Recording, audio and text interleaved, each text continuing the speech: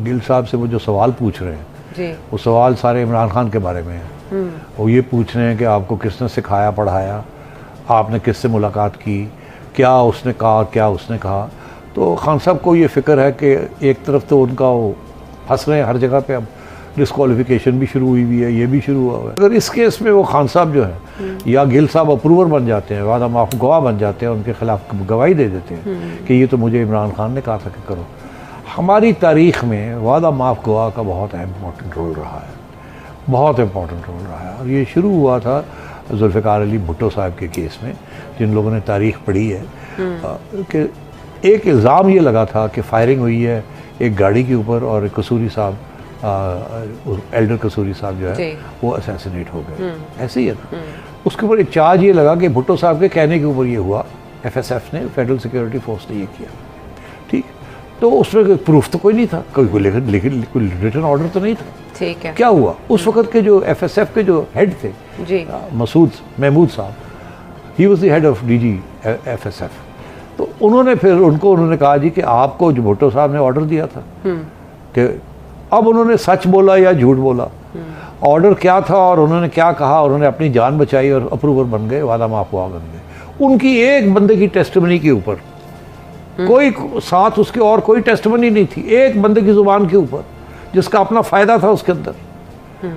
अब supreme court ने भुट्टो साहब को सजाए मौत सुना दी। इस मुल्क में इस किस्म की इनजस्टिस, गैर इंसाफ, हर मिसाल मौजूद है, हर मिसालें मौजूद हैं। हर मिसाल तो अब अगर गिल साहब के ऊपर भी इस किस्म की कोई प्रेशर आता, जो कि आता होता है, और अगर वो कमज़ोर इंसान और वो बात मान जाते, तो पता नहीं कितना झूठ और कितना सच वो बोल देते किसी कन्फेशन में, तो फिर तो इमरान खान साहब की मसले और भी बढ़ जाने थे। आपको नहीं लगता जिस तरह पाकिस्तान तहरीक इंसाफ ने खुद को उनसे डिस्टेंस किया, जब भी उन्हें पेश किया जाता है पाकिस्तान तहरीक इंसाफ का कोई लीडर वहाँ नहीं आता, उनको पता है ना कि ये खतरा है। अब भी फैसल जावेद खान साहब ने उन गलती कहा, उसको कंडेम किया कि जो कहा है शहबाज गिल ने, इमरान खान साहब ने कह दिया कि नहीं करना चाहिए था। आपको नहीं लगता उसके बाद शहबाज गिल साहब भी कुछ अब नहीं, खैर अब वो क्या वहाँ सोच रहे हैं, उनके तक क्या खबर पहुँच रही है, क्या नहीं पहुँच रही, सियासी जमात साथ खड़ी है कि नहीं खड़ी, पहले क्या बयानबाजी की, बाद में अब क्या बयानबाजी कर रहे हैं, अब कैसे इसको जान छुड़ाने की कोशिश कर रहे हैं। मेरा ख्याल है उनकी जान छुड़ाने की कोशिश, दो रीज़न्स हैं उसके लिए, दो वजह। एक तो ये कि वो इमरान खान साहब एक सिग्नल देना चाहते हैं अपने लोगों को कि तकड़े रहो, अगर तो को पकड़ के भी ले जाते हैं तो मैं पूरी जद्दोजहद करूँगा तुम्हें निकालने के लिए। ये किन की तरफ ये इशारा है? ये उन 11 लोगों की तरफ इनिशियली इशारा है जिनके ऊपर अब केसेस बनने जा रहे हैं, क्योंकि उन्होंने फॉरेन फंडिंग पैसे लिए और उसका हिसाब नहीं दिया, और ये भी नहीं पता कहाँ गए कहाँ नहीं गए, जिसमें स्पीकर ऑफ नेशनल असेंबली और डिप्टी स्पीकर दोनों का नाम आया है, और लोगों के नाम भी आए हैं, मगर इनका नाम आया है। और उनको FIA ने ऑलरेडी नोटिस इशू कर, इमरान खान साहब ने उनको जवाब दे दिया कि मैं मजाज नहीं हूँ, आपको मैं ये डिटेल्स दूँ। आपको लगता है इसके बाद अरेस्ट हो सकते हैं वो, अगर वो फॉलो नहीं करते? मैं जो कह रहा था ना, वो ये कह रहा था कि एक रीज़न तो ये है कि उनको पक्का किया जा रहा है कि तुम फिक्र ना करो, तुम्हें अगर पकड़ के भी ले गए तो मैं तुम्हारे पीछे खड़ा हूँ। अच्छा, एक तो ये, दूसरा ये कि उनको फिक्र है कि ये अगर पकड़ के चले गए और ये इनमें से एक भी कमज़ोर हो गया और मेरा नाम लगा दिया कहीं, क्योंकि 5 तो और 3-4 तो और ऐसे अकाउंट्स निकल आए हैं जो कि इमरान खान की रिटर्न रिकमेंडेशन के ऊपर अकाउंट्स खोले गए और पता नहीं पैसा कहाँ से आया और पैसा कहाँ गया।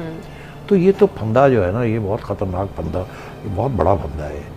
अब तो इसलिए इमरान खान साहब को अब लड़ाई करनी पड़ रही है कि मैं अपने बंदे को बचाऊं, पार्टली अपने आप को बचाने के लिए, एक्चुअली 100% अपने आप को बचाने के लिए। मगर अगर आप चैरिटेबल होंगे, नहीं अपना पार्टी वाले हैं उनको बचाना है, तो चले आप सोच लें, मगर जो रियल रीज़न है वो ये है कि सूरी साहब को और असद कैसर साहब को और दीगर को ये क्या कहा जा रहा है कि डोंट वरी, मैं लड़ रहा हूँ, और ये FI को भी के खिलाफ लड़ रहा हूँ, आप तकड़े रहें, और अगर खुदा न ख्वास्ता आपको पकड़ के भी ले जाते हैं तो तकड़े रहिएगा, मैं फिर भी आपके लिए लड़ाई करूंगा, कोशिश करूंगा आपको निकालने की। अच्छा। वादा माफ गवाह ना बनिएगा, भागने की कोशिश ना कीजिएगा, नहीं तो और हमारे गले ये पड़ जाएगी। ये सारा फलसफा है खान साहब जो दंददार है कि आने वाले दिनों में सबसे पहले तो ये कि जी अब फंदा आएगा जी, केसेस बनेंगे, सख्ती होगी जी, ये मैंने कहा था, वो हो रहा है।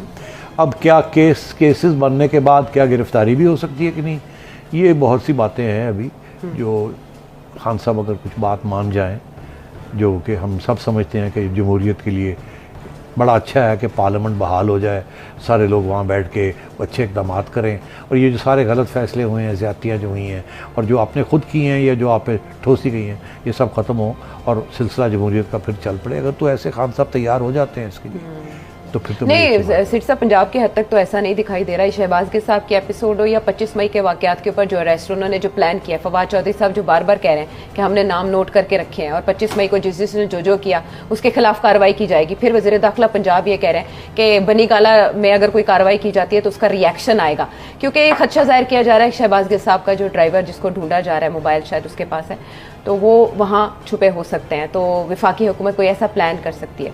पंजाब की हद तक तो पाकिस्तान तहरीक इंसाफ रेजिस्ट करेगी। हाँ, बट पंजाब क्या रेजिस्ट करेगी, किस चीज़ को?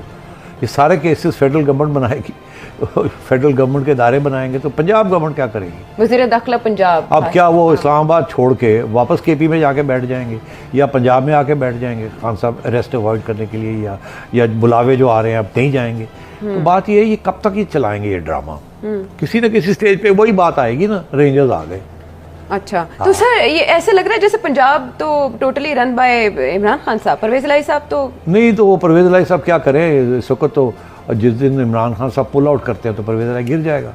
मगर अब मैं आपको एक और बात कहने वाला हूँ कि ये पंजाब हुकूमत जो है ना, ये ना समझें कि ये परमानेंटली हुकूमत आ गई है और यही रहेगी।